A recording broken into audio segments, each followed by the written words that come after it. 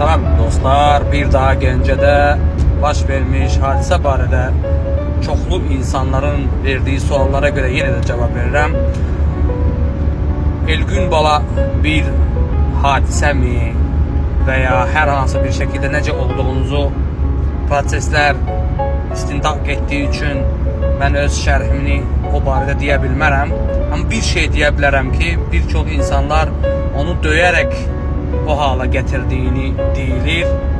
Birçok kanallarda görürəm ki, aparıcılar o bu insanları onu döyüb kimsə nəsə atdığı bu kimi ifadələr formalaşdırır insanların beynində. O kütlənin xoşuna gəlmir ki, mənim hiss elədiyim ki deyəndə mən o uşağın döyülərək o hala gətirdiyini hiss eləmirəm. Yaxın günlərdə də ekspert cavabda bunu sizə sübut edəcəklər.